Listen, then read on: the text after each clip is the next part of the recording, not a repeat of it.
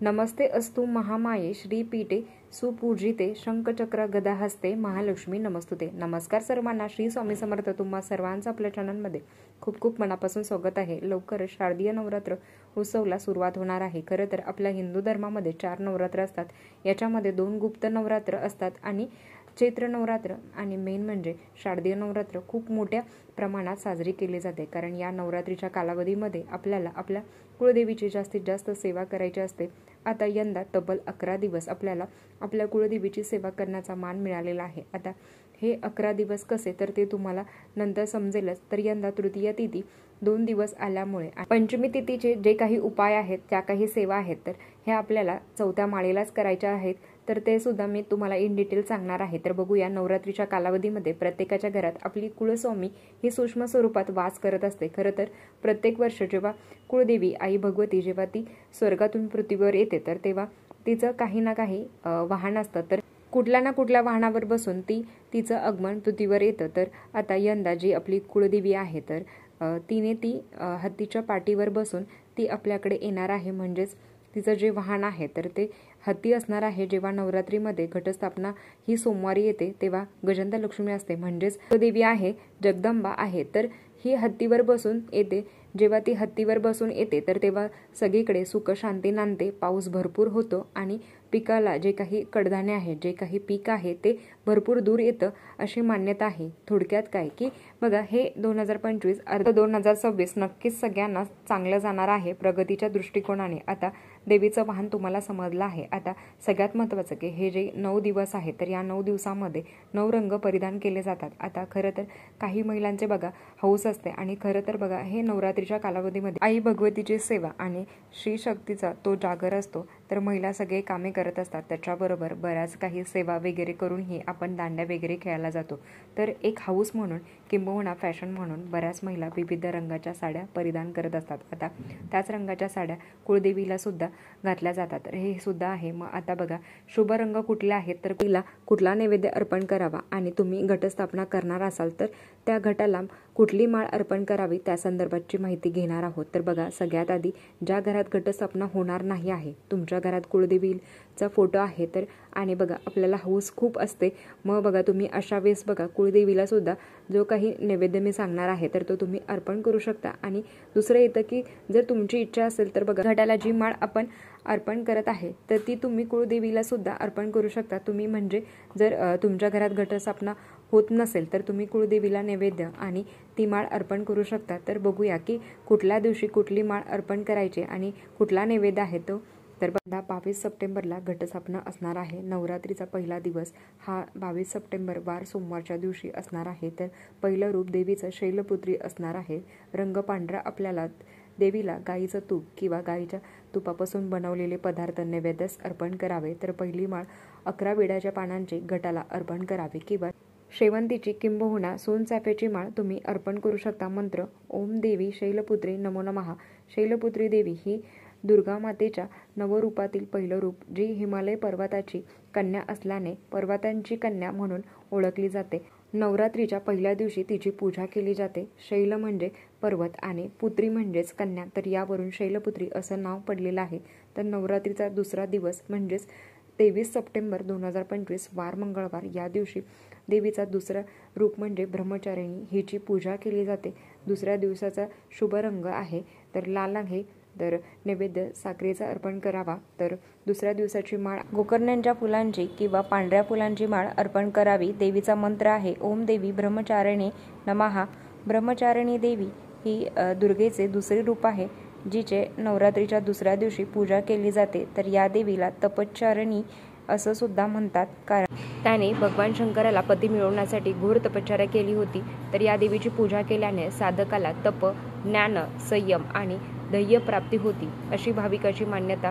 तर शारदीय नवरात्रीचा तिसरा दिवस 24 सप्टेंबर वार बुधवार, यंदा 24 सप्टेंबर बुधवारी आणि 25 सप्टेंबर या दोन्ही दिवशी तृतीय तिथी आलेली आहे। म्हणून आपल्याला 24 सप्टेंबरला आणि 25 सप्टेंबर चंद्रघंटा देवीची पूजा करण्याचा मान मिळालेला आहे, कारण चतुर्थी तिथी ही 25 सप्टेंबरला संध्याकाळी लागणार आहे। तर तृतीय रूप हे चंद्रघंटा असणार आहे। शुभ रंग निळा आहे। नैवेद्यास दूध अर्पण करावे। तिसऱ्या माळीला तुळशीच्या पानांची माळ मंजुळासहित अर्पण करू शकता। मंत्र आहे ओम देवी चंद्रघंटाये नमः। चंद्रघंटा ही नवदुर्गांपैकी तिसरी देवी आहे, जिचे नाव तिच्या कपाळावर असल्याने अर्धचंद्रासारख्या आकाराच्या घंटेवरून पडलेलं आहे।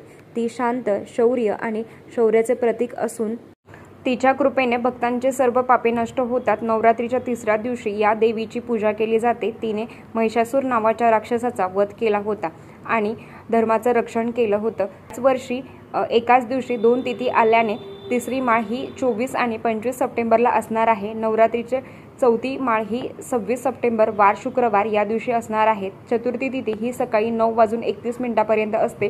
तर आपल्या हिंदू धर्मामध्ये उदय तिथी धरली जाते, म्हणून 26 सप्टेंबरला आपल्याला चौथी माळ साजरी करायची आहे। तर देवीचे रूप हे कुष्मांडा आहे, शुभ रंग पिवळा आहे। तर दिवशी मालपोहा किंवा गोड भजींचा नैवेद्य दाखवला जातो। बऱ्याच लोकांना मालपोहा काय आहे माहिती नाही। तुम्ही जर यूट्यूबला सर्च केलं तर तुम्हाला सापडून जाईल। तर या दिवशी गटाला केशरी किंवा भगव्या फुलांची माळ अर्पण करायची आहे। तर या दिवसाचा मंत्र आहे ओम देवी कुष्मांडाये नमः। नवदुर्गेचे चौथे रूप म्हणजेच कुष्मांडा देवी, जिला तिच्या दिव्य हसण्याने सृष्टी निर्माण करण्याचे श्रेय दिले जाते। अष्टभुज असलेल्या या देवीने हातात कमळ, बाण, गदा, अमृत कलश आणि सिद्धिनिधीचे माळ धारण केलेली आहे। तर कुष्मांडा देवीची उपासना केल्याने साधकाला शक्ती, आरोग्य आणि समृद्धी प्राप्ती होते।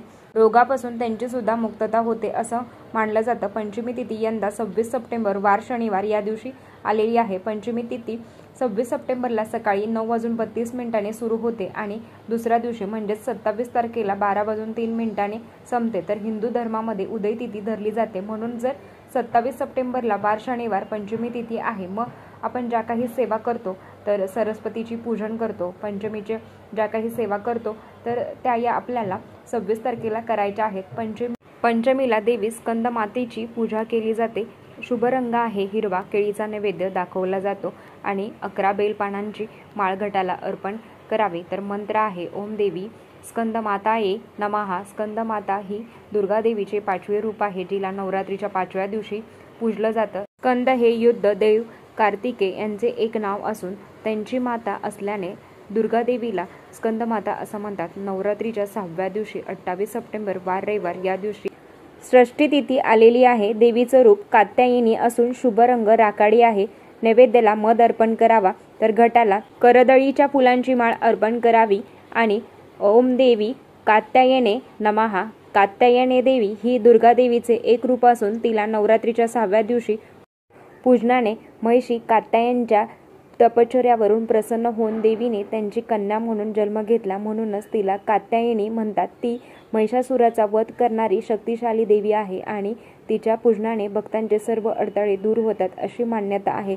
नवरात्रीचा 7वा दिवस 29 सप्टेंबर वार सोमवार या दिवशी सप्तमी तिथी आलेली आहे। देवीच्या कालरात्री रूपांची आपल्याला सेवा करायची आहे। शुभ रंग केशरी आहे। नैवेद्यास कडाकण्यांचा दाखवावा। तर या दिवशी म्हणजेच 7व्या माळेला आपण कडाकणे करण्याची पद्धत आहे आणि घटाला झेंडूंच्या फुलांची माळ अर्पण करावी। मंत्र आहे ओम देवी कालरात्री नमः। कालरात्री ही नवदुर्गेपैकी एक असून तिचे 7वे रूप आहे। तिचे स्वरूप भयंकर असले तरीही ती शुभ फळ देणारी शुभमकरी आहे, जी भक्तांचे दुःख आणि संकट दूर करते आणि सर्व दुष्ट शक्तींचा नाश करते। तिच्या पूजनाने सिद्धप्राप्ती होते आणि भक्ताला भीतीपासून मुक्तता मिळते। आता अतिशय महत्त्वाची तिथी म्हणजेच महाअष्टमी, दुर्गाष्टमी शारदीय नवरात्रीतील प्राण मानले जाते दुर्गाष्टमीला। तर 8व्या दिवशी 30 सप्टेंबर वार मंगळवार या दिवशी महाअष्टमी तिथी आहे। तर दुर्गा देवीचे 8वे रूप म्हणजेच महागौरी हिची पूजा केली जाते। शुभ रंग आहे मोरपंखी। नैवेद्याला खीर आणि पुरीचा नैवेद्य दाखवावा। घटाला शेवंतीच्या फुलांची किंवा आघाड्याची माळ अर्पण करावी। मंत्र आहे ओम देवी महागौरी नमः। तर महागौरी ही दुर्गा देवीचे 8वे रूप आहे, जिला नवरात्रीच्या 8व्या दिवशी पूजले जाते। ती अत्यंत तेजस्वी, शांत आणि पवित्र आहे, जिच्या नावात अर्थ महान, पांढरी असा होतो। महागौरीला त्रिशूळ आणि डमरू धारण केलेल्या चतुर्भुज रूपात पूजले जाते, जी भक्तांच्या सर्व इच्छा पूर्ण करते। तिने सौंदर्य, ऐश्वर्य आणि आंतरिक शक्ती प्रदान करते। नवरात्रीच्या 9व्या दिवशी 1 ऑक्टोबर बुधवारी या दिवशी महानवमी तिथी आलेली आहे। देवीचे रूप म्हणजेच सिद्धिदात्री देवीची पूजा करायची आहे। शुभ रंग गुलाबी आहे। नैवेद्याला पांढरे तीळ अर्पण करावे। घटाला लिंबाची माळ अर्पण करावी। मंत्र आहे ओम देवी सिद्धिदात्रे नमः। सिद्धिदात्री देवी ही नवदुर्गेच्या 9व्या रूपाचे प्रतीक आहे, जी अंतिम शक्ती आहे, जिला सिद्धिदात्री म्हणजेच सिद्धी देणारी असं म्हटलं जातं. नवरात्रीच्या 9व्या दिवशी तिची पूजा केली जाते. भक्तांना अलौकिक शक्ती, ज्ञान आणि त्यांच्या सर्व इच्छा मनोकामना पूर्ण होतात. ती कमळावर विराजमान असते आणि तिच्या चतुर्भुज हातात कमळ, शंख, गदा आणि सुदर्शक असते. तर बघितलं तर याच पद्धतीने आता बघा शेवटच्या दिवशी अर्थात सीमा उल्लंघन असणार आहे, ज्याला आपण दसरा म्हणून साजरी करत असतो. तर या 10 दिवसाच्या कालावधीमध्ये ज्या काही माळी तुम्हाला सांगितलेल्या आहेत त्या घटाला अर्पण कराव्या. जे काही नैवेद्य तुम्हाला सांगितलेले आहे, शक्य असेल तर तो नक्कीच अर्पण करावा. आणि ज्या काही सेवा सांगणार आहे तर त्यासुद्धा करायच्या आहेत. तर देवीच्या 9 रूपांची पूजा करायची असते आणि प्रत्येक रूपांची पूजा केल्यावर काय फळ मिळतं तर ते सुद्धा आपण बघितलं आहे. तर चला आजच्यासाठी इतकंच. आजचा व्हिडिओ इथेच थांबवते. आवडला असेल तर लाईक, शेअर, सबस्क्राईब. परत भेटूया अशाच नवीन व्हिडिओसोबत. तोपर्यंत धन्यवाद. श्री स्वामी समर्थ.